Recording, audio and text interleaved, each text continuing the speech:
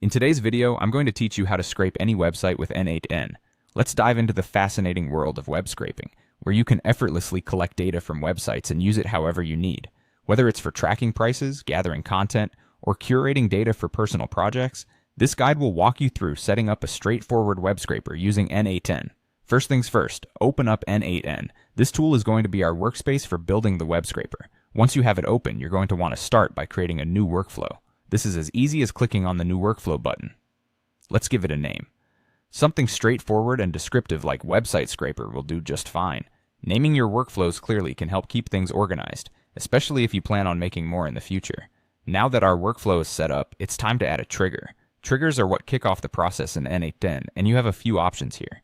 You can choose a manual trigger if you want to run the scraper at your command, a schedule trigger that will run at predetermined intervals, or a webhook if you want your scraper to react to external events.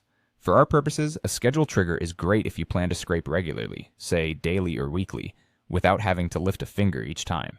With the trigger in place, we're ready to add an HTTP request node, which is vital for accessing the data from the website you want to scrape. Configure this node carefully. Set the method to GET as you are retrieving information from the website.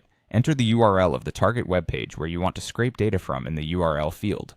Make sure the response format is set to string, HTML, allowing you to grab the raw HTML source code. For instance, you might use a URL like https://example.com to test it out. This step effectively downloads the page source that you'll be extracting data from.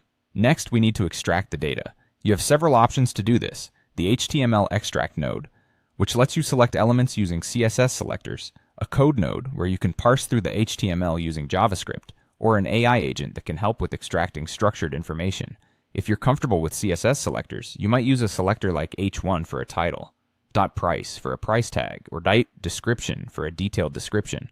Finally, after successfully extracting the data, you'll want to save these results for future use or analysis. Where you store this data depends on your needs. You have various options. Save it to Google Sheets for easy access and sharing, Airtable for a more sophisticated database interface, or use PostgreSQL or MySQL for robust database solutions.